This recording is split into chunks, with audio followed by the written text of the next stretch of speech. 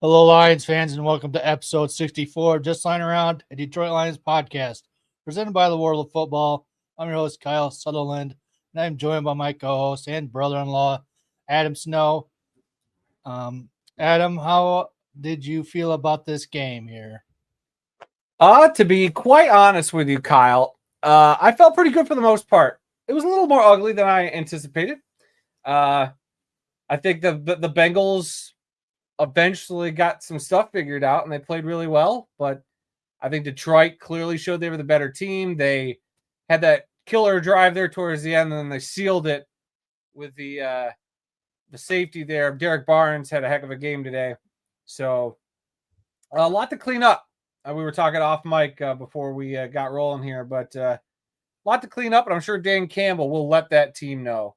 And hi, Sea Dog, welcome. Thanks for checking out the Lions post game show that we're doing. Thanks for hanging out. Yep. Yeah, I same as you. I thought they were going pretty good, but we had a couple of defensive backs get hurt, so kind of had the pulling the guys off the street mentality with Trey Flowers there. Um, but yeah, we'll get into that along as what I think they should be benching one player and maybe helping out a little protection on the O line with another player there. Yeah, But well, hold on. I can't take your advice to heart. Your recommendations, because I mean, we talked yesterday about let's hear it. a crazy wild trade you proposed to me while we were driving around yesterday about trading a certain tight end for a certain quarterback for the Bengals, along with Jared Goff. Some wild stuff by you. You want to put that on the internet, Kyle? Because I'll put it out. I don't recall saying that stuff. Bull crap. You said Sam Laporta and Jared Goff, trade him for Joe Burrow, and he'll never get hurt behind the Detroit offensive line. Wild accusation. Like, it's wild from you. Yeah. Well, anyways, on today's show, we're going to cover the Lions versus Bengals game and then look at week 6 game against the Kansas City Chiefs. So real quick, Lions 37 to Bengals 24. Overall, Lions, I'd say, pretty much dominated the game. Fourth quarter, kind of looked hairy for the Lions, but again, we had Terrion Arnold go out with a shoulder injury. Rocky Sin went out with cramping in his leg. So we had, like I said, Trey Flowers come in off the streets there to fill that hole. So, well, other than that, 21 points still. I know, like you said, Adam, Dan Campbell, and Kelvin Shepard's going to let them know we got to clean a lot of stuff up because we are going to the Kansas City Chiefs next week, and that's going to be a tough game if they play like this again here. Yeah, so let's points out in the chat real quick, Kyle. The Lions did pretty good besides that fourth quarter. Yeah, pretty rough fourth quarter there.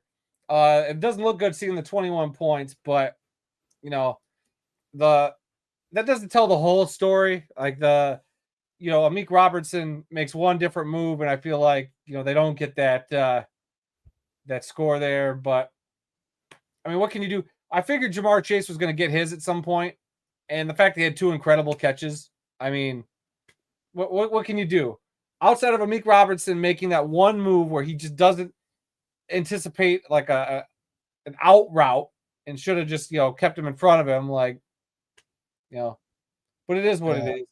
And I'm sure we'll get into it. I got my big thoughts from this game too. I'll get back to your notes. That the left tackle situation definitely did not help at a few points. So, yeah, we'll jump to that, but let's jump into some stats real quick. Jared Goff, 19 of 23 for 258 yards, 3 touchdowns. David Montgomery, 18 carries, 65 yards, 1 touchdown, and the quarterback from the Cincinnati hometown for their high school team, he threw for 1 of 1 for 3 yards and 1 touchdown. And then Amon-Ra St. Brown, 8 receptions for 100 yards. Then, we got a couple other stats there. Isaac Teslaw finally got a reception for 12 yards and 1 touchdown, so that was awesome to see. Yeah, it was. Yeah. Bengals side, we got Jake Browning, 26 of 40 for 251 yards, 3 touchdowns, and 3 interceptions.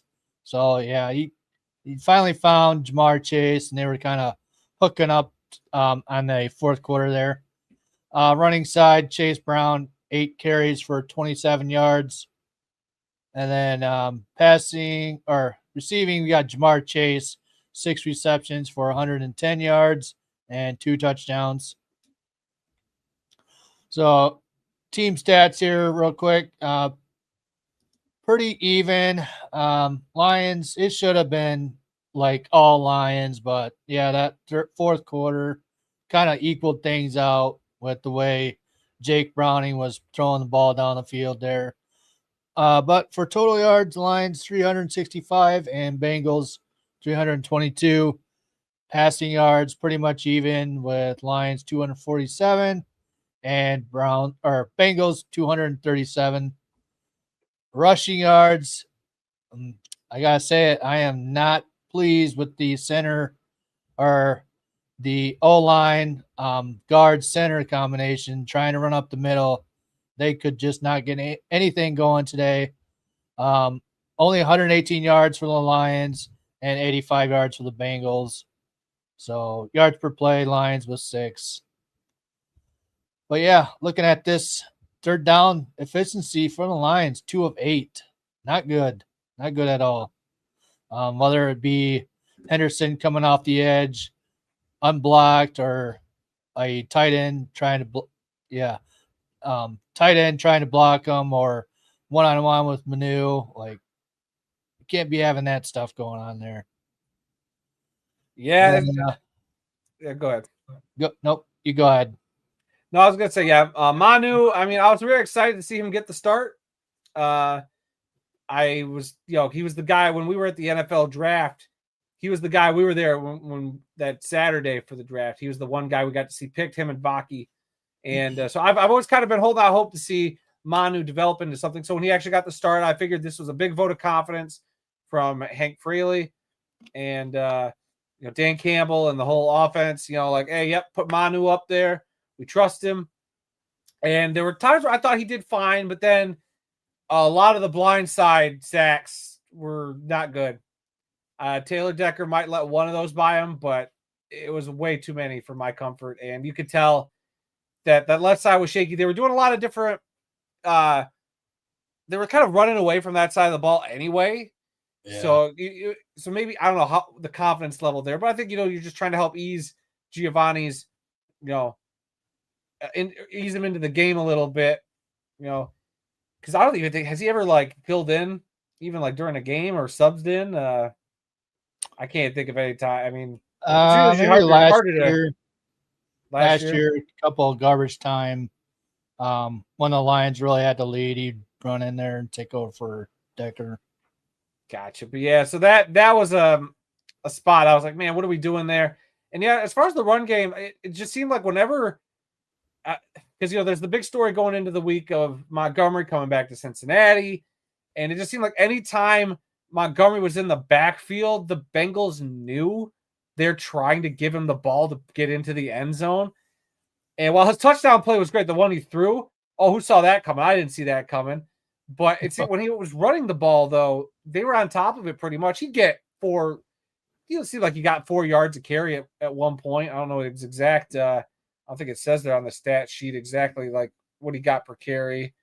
He was averaging 3.6 per carry. So, he was still getting decent chunks when he was handed the ball. But him and Gibbs, 4.5 yards per carry. It just didn't seem like they could get that quite enough of a push to make it seem very effective. And then you find yourself in third down, which they couldn't end up converting. And I just don't know what they were doing half the time on some of those third down plays. Especially that 2 minute before the 2-minute warning, they were about to, they threw a pass instead of just running it. Why don't you run it and not risk that? And Goff takes a bad sack that kind of got him out of field goal range. Not that they would have kicked the field goal anyway, but I just didn't think that helped. So I don't know. There was just some iffy play calling at a couple points, But like when they needed to, like that drive to kind of put the game away when they got the last touchdown, it was like, oh, where's this been for the last, I don't know, 10 minutes or whatever. Oh yeah, when they kept going to Amon-Ra, like yeah. yeah, Where's that giving been them all the game? Like ball. Amon-Ra was like Amon-Ra and Laporta were your two safety nets, man. And they both had fantastic games. They almost combined for 200 yards receiving. Like they could not stop either of those guys. And the fact that they only got targeted 15 times, 13 were completions. Like, why were these guys not a focal point more? Like Goff would, if you're having that much of an issue with the offensive line, especially the left, his blind side, why aren't you getting the ball out quicker? Why wasn't it designed, quick routes where Amon-Ra and Tesla or even Laporta would have capitalized on, or J-Mo? You got the weapons there. I just don't know why that didn't feel like the plan. The plan felt like we're going to punch him in the mouth with Montgomery and Gibbs, which would be fine, but that offensive line was clearly not having that kind of day. And the fact that they didn't pivot to a situation where it's like, hey, we need to get the ball out. Let's go. Like they never really fully committed to that. Like they did at one point because they'd find Amon-Ra up a seam, but I don't know. Yeah, they still got a lot of work. I mean, this is the 5th game of the season so far, but hopefully Deckard can get a little more healing time and come back for this Kansas City Chiefs game because was it Chris Jones, defensive tackle for the Chiefs? If they want to run stuff outside or stuff like that, I wouldn't run it up the middle with Chris Jones. Run it to the outside. We definitely need Decker back for that game. So yeah, we already talked about it first half. Lions looked pretty dominant with 3 interceptions by Kirby, Robertson, and Anzalone, scoring 14 points, and then Montgomery throw to Wright for the touchdown was pretty awesome to see. But then second half, Lions scored 14 points in the third quarter, but then you can start seeing like the defensive backs getting hurt. Arnold with a shoulder injury, he did not come back to the game, and Rock Ya-Sin with leg cramping. It's kind of trying to get it worked out, but ultimately he did not return to the game, which led to the fourth quarter Bengals 21 and unanswered points. And then Lions finally did score in a safety, kind of sealed that game away. But like I said earlier, I think Campbell and Shepard aren't going to be too happy with this performance overall. A lot of stuff to clean up, which they will, but kind of rough, like seeing that fourth quarter go how it did there. Yeah, at no point though did I panic. I wasn't like hitting the panic button. I was like, look, they're looking good. They're taking advantage of our banged up secondary. Ya-Sin played outstanding until he got hurt, filling in for DJ Reed. So hopefully we can get Reed back at some point. And if Ya-Sin keeps playing and he doesn't cramp up or whatever the heck was happening, I think we could be okay. Tyrion's got it, man. Terrion Arnold. I want to love this dude, but he has robbed us of a couple of really big plays with his penalties. One of them, I don't know if I agree with. I feel like the one pass interference, and there's only like a 5-yarder against Chase because it was a spot foul. I thought that was a little ticky-tack, but there's a couple I just didn't agree with, but he's got to clean it up. We talked about it all last year. I thought the second half of the year he was much better. He had he made up for that one penalty that took Hutch's safety off the board. He definitely made up for it like 2 or 3 plays in a row. So the dude can do it. It's just a matter of can he, keep the penalties down. I get it, playing corner, it's not going to be easy, but can you stop the dumb penalties like that? And then I don't know. But what was it early in the game when we had the roughing the unnecessary roughness, throwing a guy out of bounds like on the first Bengals drive? Like that dumb stuff's got to get cleaned up. I can't believe every week we see something like that. It boggles my mind that a Dan Campbell team is still shooting themselves in the foot like that. It didn't cost them at that point of the game, but that mentality, just the self-awareness on the field, got to go up. Yeah. Yeah, I'm going to talk a little bit about Arnold. Terrion Arnold, like, it's getting to the point, like you said, this is twice now he's left. He's gotten a flag on him that costs, like, big plays. This game here, Hutchinson would have got a safety, but Terrion Arnold holding or defensive pass interference. I'll give him a few more tries, but if he keeps doing this, it's time to bench him. I'm so sick and tired of him costing the Lions these big plays. Like, it's getting to the point to where it's frustrating, and I know a lot of people feel the same way. But yeah, because there was talk in training camp that, man, Terry Arnold is playing really good. He's going to be great. But then he comes out. I don't know if he gets in his head a lot, or if he's worried because he's got to cover like a Jamar Chase or a number one wide receiver, a big name, where he doesn't want to screw up, but ends up holding on to him. I don't know if they got to kind of tell him to relax a little bit. Yeah. I don't know what you got to do. I mean, first off, he's got to get back and get healthy. That shoulder was a problem again. Yeah. So he went out with that. I don't know. I still think he's fine as a starter. He's just got to, I don't know. He's just got to be a little less handsy. He wants to be more handsy than I think he needs to be at times. Like, he's had so many opportunities that are right there. He can make a play on the ball, but he's too busy trying to hand fight. And I get you got to do what you got to do. I don't know. If he just stops getting handsy, he actually might be better off for it. Like, and I'm not just saying that because there'll be less penalties. I'm saying he actually might, get an interception here or there, like he hasn't been able to do yet in his career. So, yeah, he's fast enough to where he can run with these guys. He doesn't need to be put his hands all over the jerseys. Like, he can run with them. Look at their eyes, see that the ball is thrown, and turn around and make a play on the ball. He doesn't need to be grabbing onto their jerseys and stuff. He can do that stuff, but it was 3 years ago when he played for Alabama, he was that way. He's pretty grabby, handsy, and when you're in college, they don't really call a lot of that stuff. But now, second year in the NFL, it's time to clean that stuff up. Yeah. Can we also, before we move on, can we talk about my wife's favorite player who had a good game today? Alex Anzalone. Heck of a game by him today. Shout out my wife. That's my wife's favorite player. Anytime Anzalone's on the screen, my wife freaks out. And the fact that he got an interception, I've never heard. You might have heard a scream somewhere when that interception happened, Kyle, all the way from our house.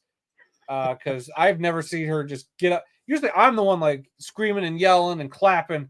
Oh, she's been in full on football mode and I love it. But she like went Super Saiyan football mode when Anzalone got that interception, which was awesome. And he had a couple of good plays, made a couple of great tackles. Yeah. So Anzalone, I thought, had a very solid game. He had the one rough pass interference call, which I think was on a play that I what's he doing out there out wide like that? I never like seeing him out there, but still a good game by him. I hope he gets a game ball. Yeah, overall that linebacker core is pretty good. Well, not pretty. They're exceptional. They got Barnes, Anzalone, Jack Campbell. They're gonna get Malcolm Rodriguez back here soon, hopefully Nowoski. So those three guys they got out there right now that's got to be a top 5 linebacker core in the NFL, right? Like maybe even higher. I don't know. I'm not studying other teams' linebacker cores, but like we've got real luck. Jack Campbell's developed into a great player, and everybody scoffed at him going in the first round with Detroit the year he got drafted 3 years ago now, right? Because it was him and Jameer, right, in the first round. So everybody scoffed at that. And Anzalone, I'll always talk about. I wasn't a big fan when he first got to Detroit, and he has developed into one of my favorite and just turns out to be my wife's favorite player now. He's been awesome. And then Barnes has been the one that's been hit and miss. He had his big play was 2 years ago during that Buccaneers playoff game. But then he got hurt most of last year. Ever since he's come back this year, he has been a difference maker, and it's been felt on the field. And yeah, so our linebackers have been awesome this year. I just hate seeing him have to fly back in coverage like that. Well, so they run a lot of base defense, so that involves 3 linebackers, and they were even talking on the broadcast when the offense brings in their slot receiver. They don't really switch around to a nickel defense, which is they bring in another defensive back for a substitute for a linebacker. They'll still keep 3 linebackers out there. So that tells you a lot about that linebacker crew and what they can do, who they can cover, and stuff like that. So yeah, anything else you want to add to this game here? That Lions fans still travel, they still show up. Oh yeah, it's awesome. I think I love Kelvin Shepherd. Other than the defense kind of becoming Swiss cheese there in the fourth quarter, Kelvin Shepherd's been awesome, man. I love seeing him get hyped up for his dudes. I think he calls great game plans. This is the first week, I felt like our defense, they didn't let a team go down and score right away. So he clearly figured something out. And Cincinnati, it took him a while to get rolling. We held them to 3 points for 3 quarters before the floodgates opened up in the fourth. But by then, I think the Lions had it pretty much in hand that I wasn't sweating it. But like you said, while there's so much to clean up, I still think there's a lot you can glean positive from this game. And it just hopefully, they got to get real buttoned up because their next opponent is a good one. Yeah. So did you watch this morning's game? The London game? Yeah. Oh, yeah, I was watching. I was at work today, but I was watching it the whole time. Yeah. Don't tell my boss I had it on my phone watching, yeah. Half our guys on our line are watching the game as well. What? But you yeah, told me, I would anyways, have walked over and said, hey.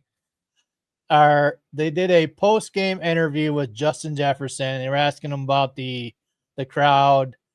And he's like, yeah, we got the best fans ever in the whole league. They all travel. I mean, we got like, now I just started laughing. I'm like, what? Obviously, he hasn't really saw the Lions fans travel. Yeah. And I can't remember seeing a bunch of Vikings fans at the Lions game. So yeah, they must not travel across Lake Michigan. So. Oh yeah, like I'll get into that later. But these international games, they need to pick some better teams. Like all these crappy freaking games that they're having to show are just dumb. We could probably get into that at some point. I wouldn't be opposed to. I don't know. To talk about that, Kyle, but I got a question here in the live chat. If you don't mind I'll throw it up there. This is a random question, but would you guys ever consider doing a live play-by-play for the Lions game? Well, C-Dog, to answer your question, I'm going to say probably not, because I think both me and Kyle, it'd be a lot of Kyle will get mad for like a quarter and storm out of the stream, and then when the Lions go up by 10 points, he'll come back and he'll be fine. I don't know how entertaining that'll be for people. I don't know if that's anything anybody wants. It would not be a PG rated session. I mean, if we could get you, me, Randy, and Aaron in a room together and just have a couple of cameras set up, watching the game, that actually might be entertaining, because the 4 of us feed off of each other, and Aaron especially is like his own brand of just lots of swearing. That's the other thing that I'm nervous about. Aaron's going to really cuss it up. Yeah, that's something we had to think about, especially with our work schedule. Sometimes we got to work while these games go on. Well, that's why I work today, because I was like, it's a 4:00 game. I can work because we get out at 2. But we got a couple of night games. Those will be rough. It would be fun. I thought it'd be fun to do some game live, like maybe not a Lions game, but like to do a live stream and like watch a Thursday night game if we don't have to work the next day. And probably make my wife happy, not sitting around watching more football. She's like, she's already been married into a football family that watches football 12 months out of the year. She can't get away from it. So, Yeah, we'll have to think about that one. Maybe next season we might do a couple live play-by-play. You know, the World of Football headquarters is getting renovated right now. Maybe Randy could get like a special room built. Oh yeah, for us to record these live streams in. Yeah, and you guys he's getting Spectrum, right? Heck if I know. This dude's supposed to have gotten Spectrum a long time ago. Last I knew, they couldn't get out to the headquarters. They didn't go out that far. The headquarters they got it. It's out there. He just has to sign up for it. Oh well, get on it, Randy. What are we doing? Or they got to trench a cable up to his house or something. I don't know. He'll dig that trench himself to get good internet. Come on. So let's move on here. Lions versus Chiefs, Week 6 game. Sunday, October 12th Sunday night game, 8:20 at Kansas City. So what's the stat out there? Jared Goff has never lost the Kansas City Chiefs. At least to Patrick Mahomes. Okay. So that'll be interesting. I pulled these up. I found these on the NFL website looking at next week's game. Lions right now still first with 34.2 points per game. We'll see how that affects the Chiefs. You know, the Chiefs don't play till Monday night, so this will also be the Chiefs on a short week. Yes, it's a Sunday night game, but it'll be a short week for the Chiefs. Lions get that extra day, a couple of days, because they'll have tonight. They'll get to watch the Chiefs play tomorrow. So I think this is going to be an interesting game. If Patrick Mahomes plays like he did last week against the Ravens, we're going to be in trouble because we cannot afford to have some of the mistakes we had against Patrick Mahomes like we did against Jake Browning. I mean, Jake Browning, look what he did to us in the fourth quarter. We can't have that. And Patrick Mahomes, no offense to Jake Browning, Patrick Mahomes is on a different level. So yeah, we gotta really come and bring it. They're gonna have a couple of speedy receivers too, and they're gonna bring some pressure. And we gotta hope that our offensive line can play a lot better than they did today. Because Jared Goff ain't got the time. We're screwed. Yeah. So a couple key stats there.